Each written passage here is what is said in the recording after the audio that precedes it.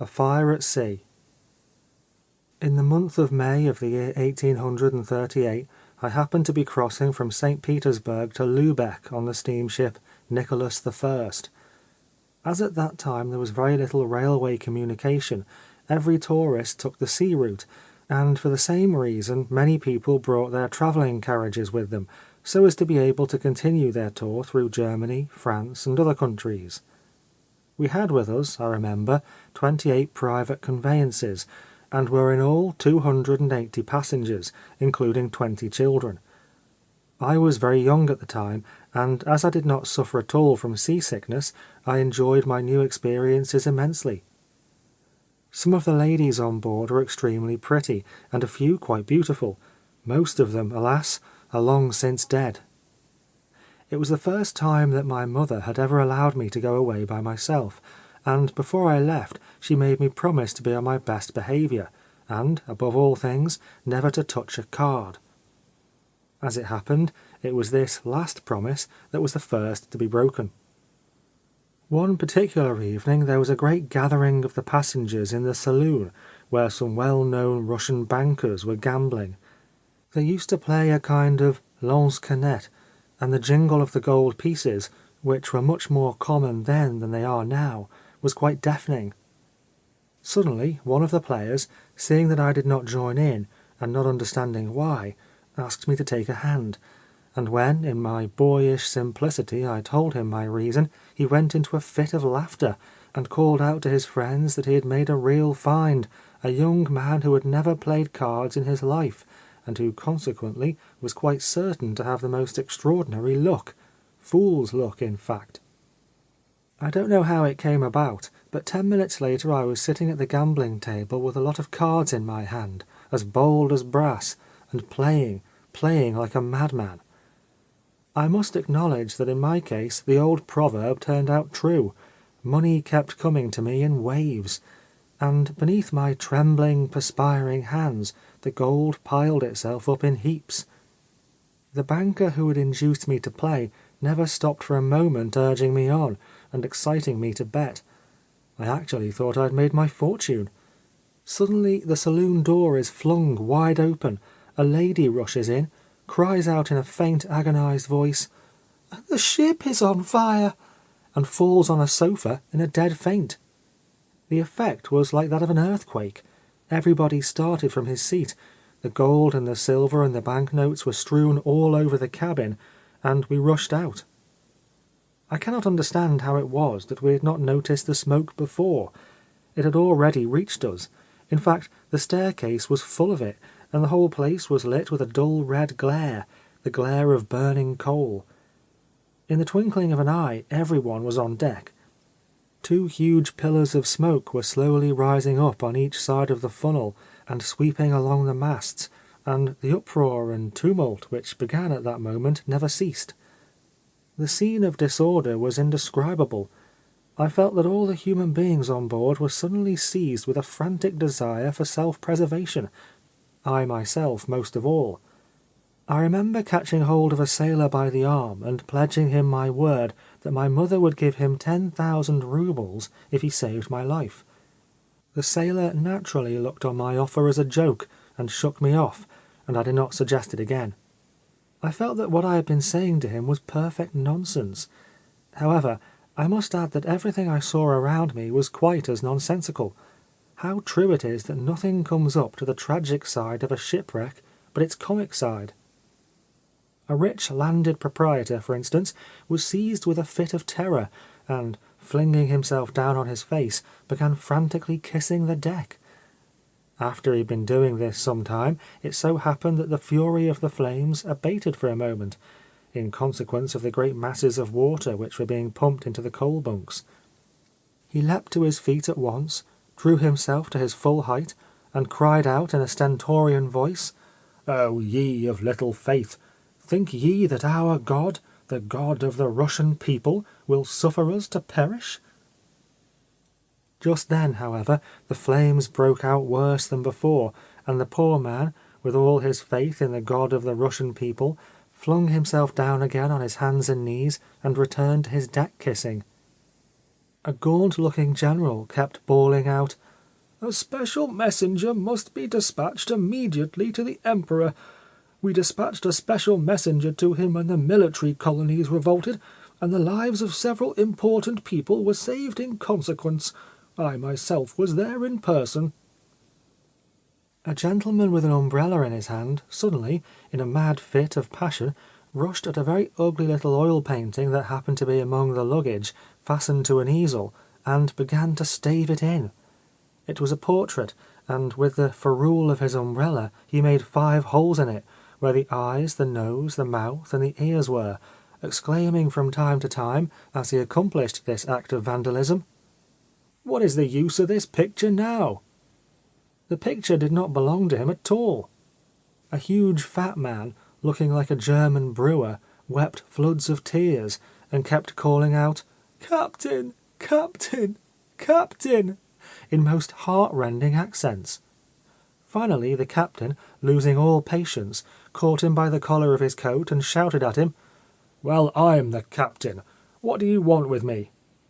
The fat brewer gazed at him blankly, and with increased pathos in his voice, recommenced his piteous cry of, "Captain! Captain!" However, it was the captain who really saved our lives. First, by altering our course, which he succeeded in doing while it was still possible to enter the engine-room, for if the steamer had kept on straight for Lübeck, instead of making at once for land, it would undoubtedly have been burned to the water's edge before reaching port. Secondly, by ordering the sailors to draw their cutlasses, and to have no hesitation in cutting down anyone who tried to seize either of the lifeboats. I should mention that we had only 2 lifeboats left, the others having been capsized through the carelessness of some of the passengers who had stupidly tried to launch them without knowing how. It was curious to notice the involuntary feeling of respect inspired by these stern, impassive sailors, Danes, by the way, most of them, as they stood there with their drawn swords, which in the red glare of the flames seemed blood-stained already. It was now blowing a pretty strong gale, and the violence of the wind was a good deal intensified by the fire, which by this time was raging and roaring over more than a third of the vessel. At the risk of wounding the vanity of my own sex, I feel bound to acknowledge that during this crisis the women showed more presence of mind than most of the men did. With their pale faces and the white drapery of the bedclothes which they had hurriedly caught up when summoned from their berths, they seemed to me, sceptic though I was even at that early age, like angels come down from heaven to shame us and to give us courage. However, there were a few men who showed some pluck. I remember one particularly, Monsieur D. F., our ambassador at Copenhagen. He had taken off his shoes and necktie, tied his coat round him with the sleeves across his chest, and was seated on a thick taut rope, with his feet dangling in the air, quietly smoking a cigar, and examining us all with a look of amused pity. As for myself, I had taken refuge on the lower rungs of one of the futtock shrouds, and sat there watching with a sort of dull wonder the red foam as it boiled and churned beneath me, wetting my face now and then with a flying flake of froth, and as I looked down into it, I kept saying to myself, "So there is where I must die, at 18 years of age." For I had quite made up my mind that it was better to be drowned than to be roasted. The flames were now shooting over my head in a great arch, and I could clearly distinguish the roar of the fire from the roar of the waves. Not far from me was sitting a little old woman, a cook, I should think, belonging to one of the families which were on their way to Europe. Her head was buried in her hands, and she seemed to be murmuring a prayer.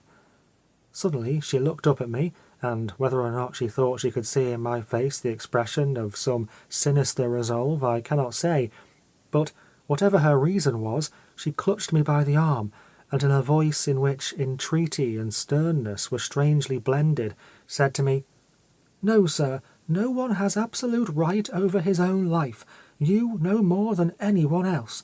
Whatever form of death God sends to you, you must submit to it. It is your duty. Else you will be committing suicide, and will be punished for it in the next world."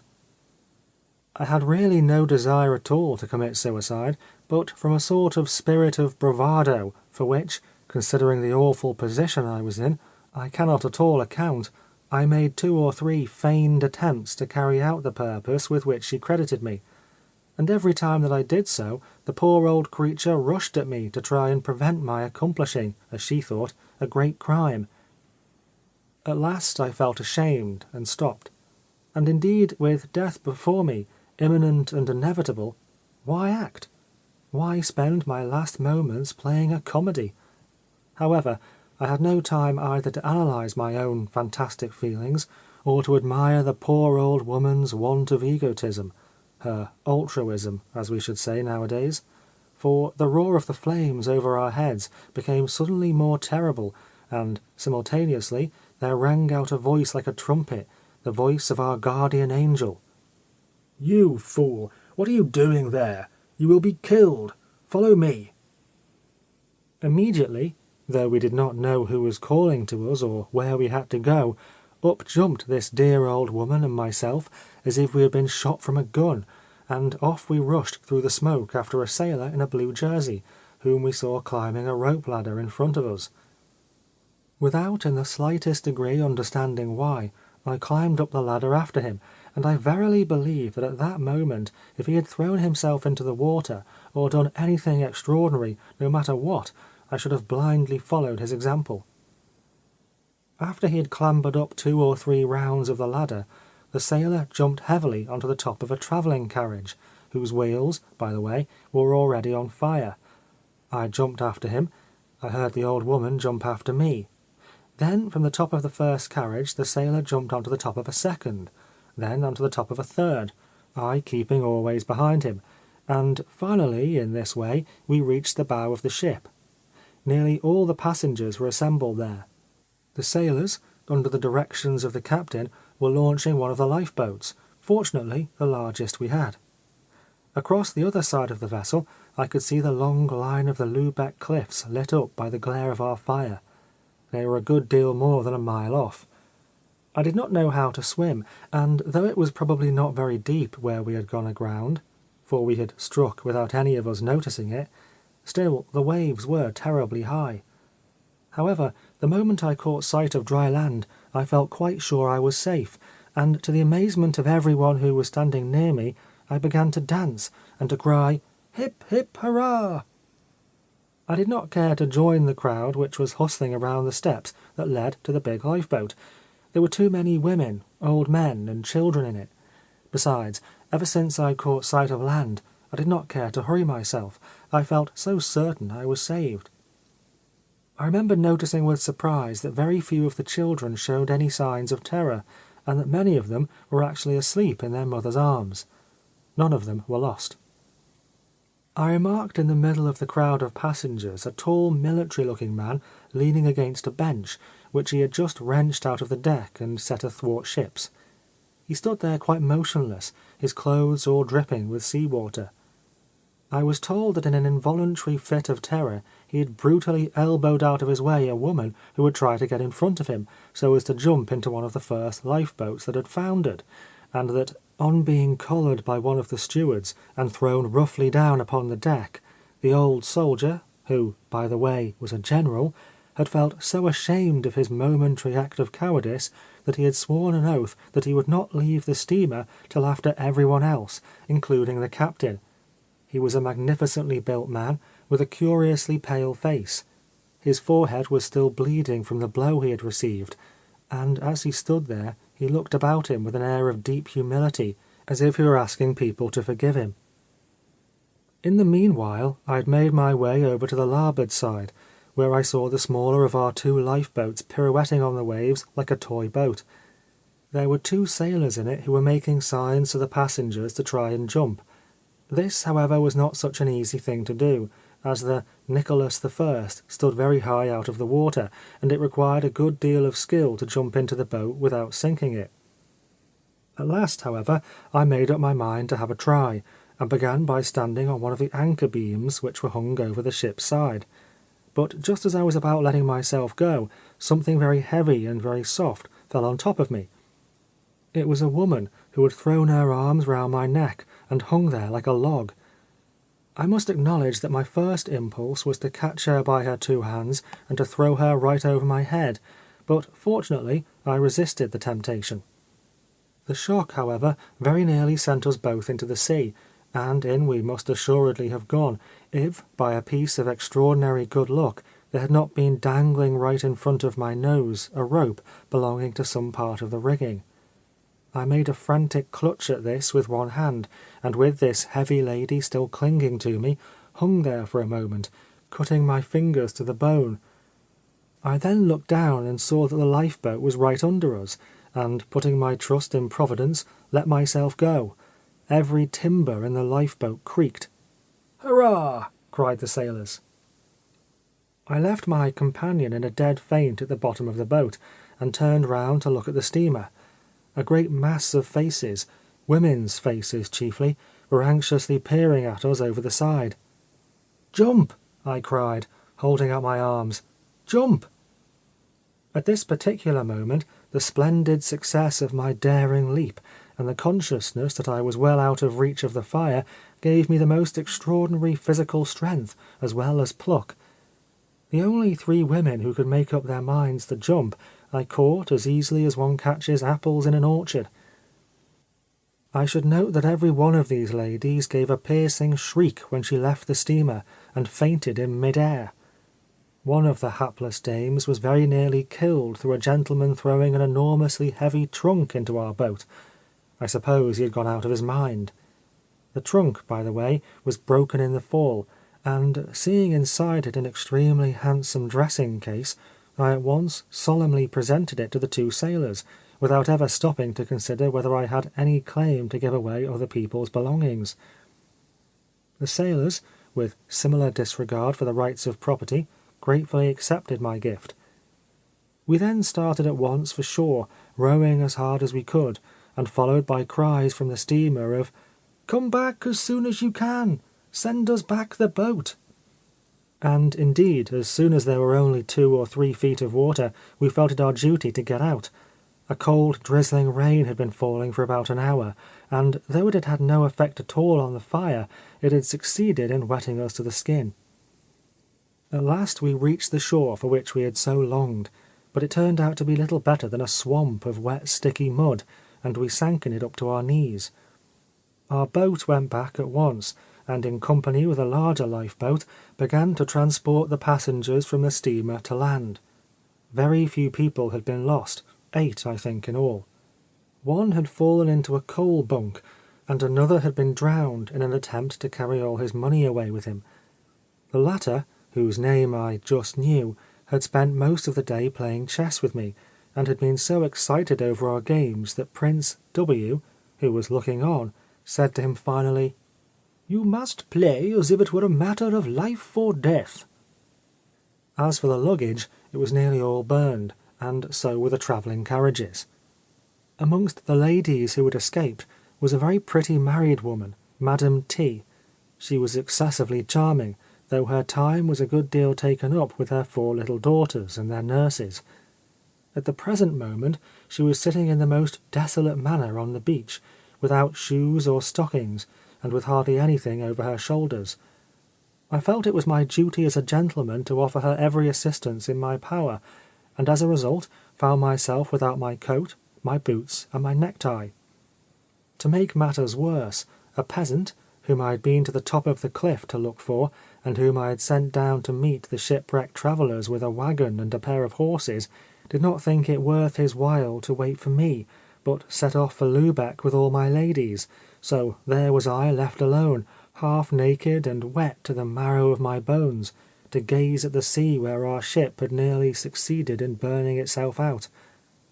I use the word "succeeded" advisedly, as I never could have believed that such a huge affair as a big steamer could be so soon destroyed. By this time it was merely a vast blot of fire on the sea, a motionless mass of flame streaked with the black outlines of the chimneys and the masts. Round and round it wheeled the gulls with a sort of monotonous indifference in their flight. Then it ceased to be flame and became ashes, a great heap of ashes spangled with tiny bright sparks, which were scattered over the waves in long curving lines. Is this all? I thought. And life itself, what is it but a handful of ashes strewn on the wind? Fortunately, however, for the meditative philosopher whose teeth were now beginning to chatter, a second waggoner arrived to pick me up. The honest fellow extorted 2 ducats from me, but as a set-off lent me his thick coat to wrap myself up in, and sang me 2 or 3 country songs that I thought rather pretty. In this way I got to Lübeck by sunrise, and coming across my fellow sufferers, left with them for Hamburg. Here we found waiting for us 20,000 roubles, which the Emperor Nicholas, who happened at the moment to be on his way to Berlin, had sent by one of his equerries. There was a meeting of the male passengers, at which it was decided that this money should be handed over to the women. Our generosity did not really put us to much inconvenience, as at that time every Russian who came to Germany was allowed unlimited credit. Alas, those golden days are over. The sailor, to whom I had promised the enormous sum of money in my mother's name if he saved my life, came and asked me to carry out my agreement. As I was not quite sure of his identity, and as, in any case, he had done nothing at all for me, I gave him 1 thaler. He took it, and thanked me warmly. As for the poor old cook who had shown such an interest in the salvation of my soul, I never saw her again, but whether she was burned, or whether she was drowned, I am quite sure that she has a special place set apart for her in paradise.